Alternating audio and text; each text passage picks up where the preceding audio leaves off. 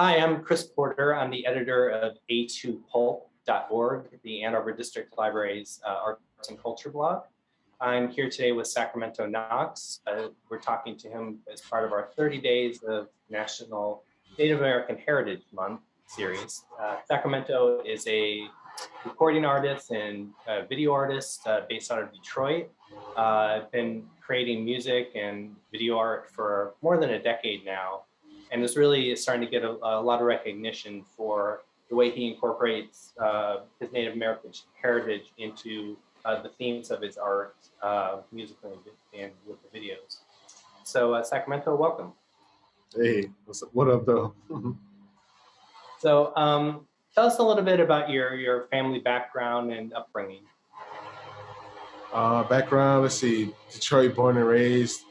I got roots from Pequejmanal, Walpole Island. Let's see, I got roots from Monterey. Uh, yeah, that's a little bit of the background. I'm a musician. I do video work, like you said. Um, Also do culture work, creative consulting, and just lots of good community work in Detroit. Whether it's like through services and well-being to like political organizing and community and political education around issues that are important. So that's kind of my background with things. And is a lot of that through your organization, the Anazocan group? Yeah, yeah. It's through multiple things. So Anazocan is a project to kind of get these elements, these bridges crossed, between like social entrepreneurship, the nonprofit sector, the grassroots sector, this cultural work and community organizing. All these sectors, not sectors, but all these places where things can be bridged. And I was acting as a bridge to get to those places and modes while using like this indigenous knowledge system to inform or guide kind of the process to that. So it's just kind of sharing that. But I do actually a lot of work with a lot of collaborations and partners in Detroit. Whether it's like grassroots or nonprofits or individuals. Like it's a lot of good work that's happening in Detroit. So it's a blend of community work and power in Detroit. You mentioned the Anishinaabe story, or the knowledge systems that you work with for the Azokan group. What exactly are the Anishinaabe knowledge systems that sort of inform the philosophy behind the group?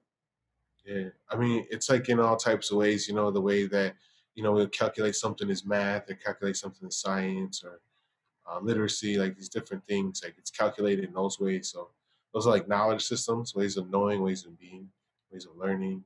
So that works in all types of ways. Whether that's your cooking, whether that's your self care, your health, your maintenance, body maintenance, mind maintenance, those different things, or just constant, education or ways to grow. So all those ways, are traditionally formed through like colonial systems or like dominant narratives or oppressive structures that doesn't work out for people in lots of circumstances. So this is a moment, or this is a way, or one of the pathways to kind of continue to build and bring things together. What I'm saying, while also recognizing things that historically have been like erased or pushed away, and like really uplifting that knowledge system through these gifts we get from our elders, but really just applying it in a way that's like artistic, or the way that something that's in a movement sense, or the art of a movement or something. So um, yeah, just really lifting those ways. But those a lot of that ways exists all the time. It's just kind of putting it in a way that's like artistic. These artists are uplifting these values in that way. Making Or it the big. knowledge system Yeah. It's a knowledge system about living sort of an integrated life. You mentioned collaborations, and it seemed like when you were explaining the knowledge systems, you mentioned sort of the way one thing kind of blends into another. Is it about sort of approaching life as the like integrated whole? Yeah, it's like one thing is like the values with the earth. So it's like how you integrate with the earth. So it's like how's yourself with the earth and your being. So then that works with all the communities and ideas and wells too. So it's just really like you know um, uplifting that, because these structures and systems that teach us to exploit. So it's like a system of looking that's not really, it's not based in exploitation. It's based in collaboration and in other forms. So it's just like uplifting those forms out of like our typical ways in which we've been functioning that's been oppressive and hurtful to people. So. Is that why your music has so much collaboration? I mean, over the sort of 10 years worth of music that's on your Bandcamp page, virtually every release, and some of them predominantly so, have collaborate. The tracks are collaborative. You have multiple uh, people working with you. Is that an extension of what you were just talking about? Yeah, and when it comes to music, it feels like everyone has a story to tell. So some musicians will only be active for a couple of years or be active for a while, But I feel like just the musical element of recording something, archiving it, putting up, that's like our collaborative like storytelling, like in lots of ways in that moment. So those collaborations work as life goes. So it's like since it's featured from my angle and point of view, like it's like the people I run into and collaborate with and work with and build, So um, yeah, like it's always a process of collaboration. And it's I feel like uh, that's what's really amazing about music with that moment's collaboration. Can you talk a little bit about the Anishinaabe storytelling tradition and how that informs your work and how your work is an extension of that tradition? I mean, it's just like it's my. I mean, it's just the life, It's the way it's like it was it was before me like this. It's here right now. It's going to be like this after me. So it's just kind of that uh, living life, in that way, and honoring those stories, honoring those connections, So um, part of that work is just, I mean, it's just it goes in there, It goes in there like how you have a left hand and right hand, if you're definitely able, and then you can how you have different things to move and be with things. So that's the same type of the vibe. This the Anishinaabe uh, philosophy and traditions and contemporary and future. All these things like are very um, it's just there. It's natural. It's natural, and it's more natural as you continue to be more of that and have more access to that and have more platform to do that. So all that stuff really helps to grow it as well too. When did you start creating music? Um, I would say 6 years old, but like recording art stuff, like I'd say like 18, 18. I don't know. I don't know. But honestly, there's just different phases of it, and music is something that's like been part of my life, and it comes and goes in types of ways. Like this thing's here, and like who knows, in like 4 or 5 years, I probably be have this. Like it always changes, and that's what's cool about that. So um, Right. it's been there all my life.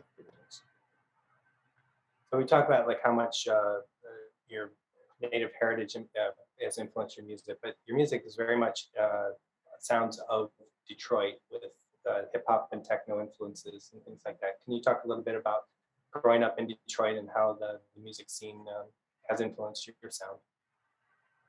I feel like everybody is influenced by the land here or by how everything is the structure, the lifestyle, the air, the culture, the trees, everything that's here influences that sound. So it's like that's kind of all of our, I would say, like why things sound like that way and move like that. It's like definitely the land has vibrations that in a lot of ways come through there. Like metaphorically in lots of ways physically. So that sound just it's like that's just what comes from the area. So it's like everyone kind of interprets that same energy and vibe in their ways, and it's really cool. It's really cool. And when did you start uh, working with the video as an extension of your art?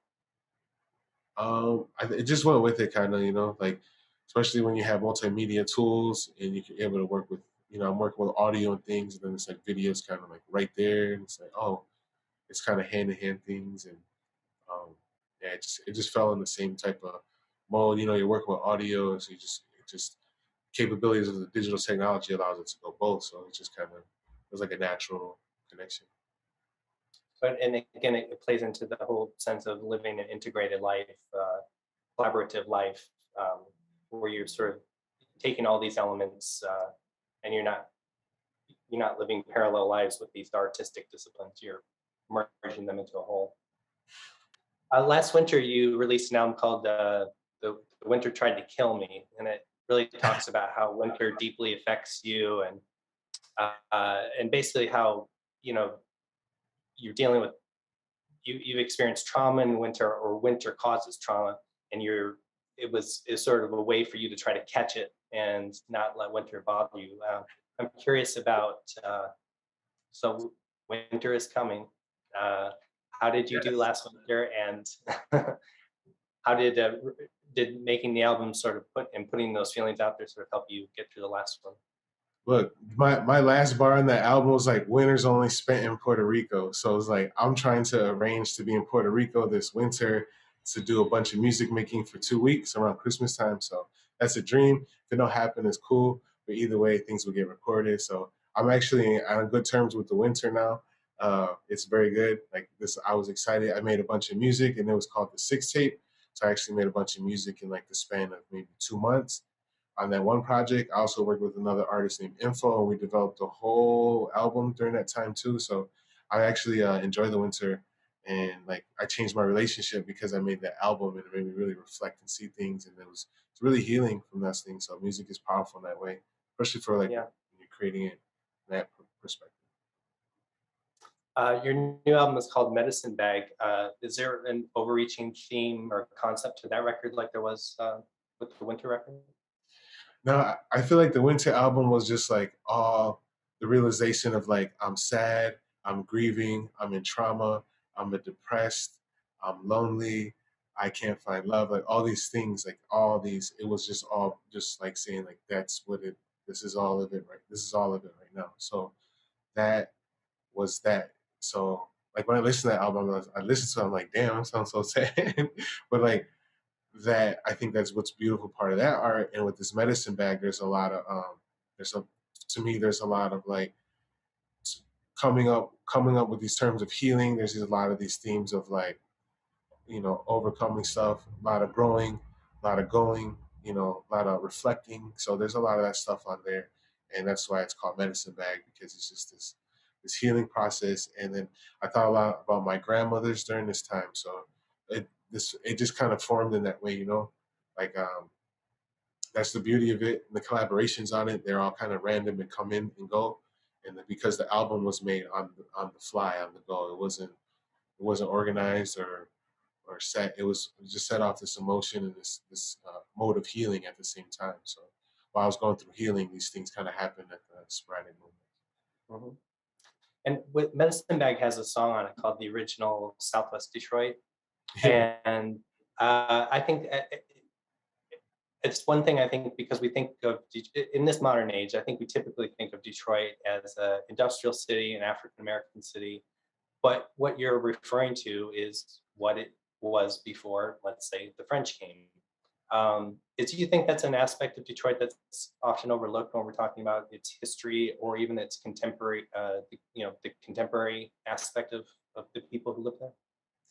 I'm saying I think you can relate it to that. That's more talking about the hip hop movement we started in Detroit. It's actually called the Original Southwest Movement, and it's talking about how I was affected by elders or people in my community that made this movement of arts and culture and music that affected me and people behind me, and it just keeps going. So it was like really talking about that moment, But I guess it's also it could be related to that, in that kind of aspect of like things being able to the movement of native resistance or culture in Detroit continuing to go too, because it is directly related to that in lots of ways. So, but yeah, that's what that track's talking about, like the original movement I'm a part of, and it's kind of the OGs and the beautiful people in Southwest that are always done good things and will continue to do good things. So.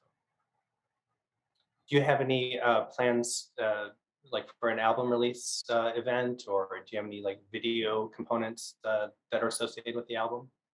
Yeah, we had a album release, which was fun because I didn't perform any of the album, but I had all my friends come and perform and hang out. So like my friends that are artists, so that was cool. Like I really enjoyed that. So it was more of a party, like for that. I think I will have a listening session experience soon.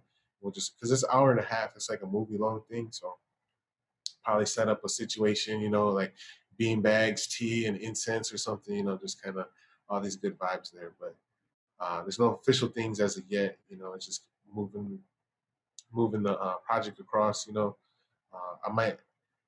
Yeah, yeah. I'll say down here it's cool. I'm popping up at Albuquerque for a surprise show for Halloween, so I'll just be like surprise. Albuquerque, New Mexico. Yeah, yeah. Okay. So you have produced a tremendous amount of tracks. So again, I'm only seeing what's on your Bandcamp, which goes back 11 years, I believe. How do you have a sort of working method so that you make sure you're like being creative every day? Yeah. A schedule is definitely important with this type of work, because like a lot of people they get creative when they catch the vibe or something, but like you kind of have to uh, create create something out of nothing in that mode, and that helps by just creating on the spot and on the fly, because then you start experiencing yourself in multiple ways of figuring out things. So I do have I have a small kind of musical exercises I do on top of the music work in general that I'm working on. So yeah, there's modes. Like I'm gonna have a session right after we're done with this. So Um, well, great. Well, thanks for your time today. And if you want to find out more about Sacramento Knoxx, his Bandcamp has, geez, maybe about 15 albums, 20 albums on it. You'll be occupied and entertained for a very long time. His video work is out there on YouTube. You're on Instagram, a little bit on Twitter, a little quiet on Twitter these days. But you can definitely find out more about him. Very active in the community, and I appreciate you spending time with us today. absolutely. Thanks. All right, I'm Chris Porter with a2pulp.org from the Ann Arbor District Library. Thank you very much. I woke up smelling like Bakesh with no. Protect water from Amjanong to all we ought to know. My bloodline thick and stretch extra long. My ancestors come through my voice in this song. Organized to come since babies. By the water means from prairies.